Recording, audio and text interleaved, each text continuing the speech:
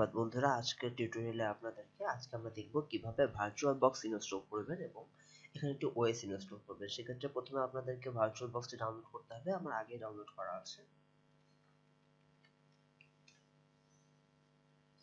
সেক্ষেত্রে ভার্চুয়াল বক্সের ওয়েবসাইটে আপনারা চলে যাবেন, সেখানে ডাউনলোড অপশন আছে, সেখান থেকে সরাসরি ডাউনলোড করে নিতে পারবেন। আমার আগে ডাউনলোড করা আছে, তাই এখন আর ডাউনলোড করে আপনাদের সামনে সময় নষ্ট করছি না। এখান থেকে উইন্ডোজ হোস্টের জন্য ডাউনলোড করে নেবেন।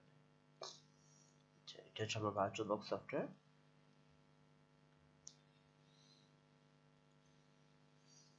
এখানে যেমন আছে সেরকমই রাখবেন এবং এই অপশনগুলো ঠিক দেওয়া আছে, এইভাবেই থাকবে।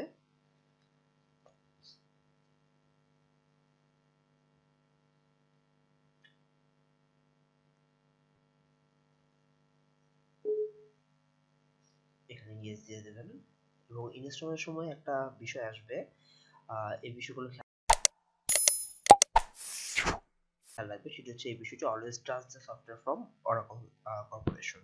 এটা ইনস্টল করে দেবেন, তাহলে আর বারবার আপনাকে ঝামেলা করতে হবে না।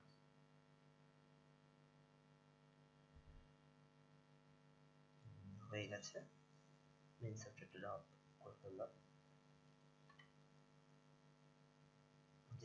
আমার ভার্চুয়াল বক্স তৈরি হয়েছে। ভার্চুয়াল বক্স হলো এমন একটি সফটওয়্যার যেখানে আপনি বিভিন্ন ধরনের ওএস দিতে পারবেন, সেটা লিনাক্স বা উইন্ডোজ দিয়ে আপনি সেকেন্ড পিসি হিসেবে ব্যবহার করতে পারবেন।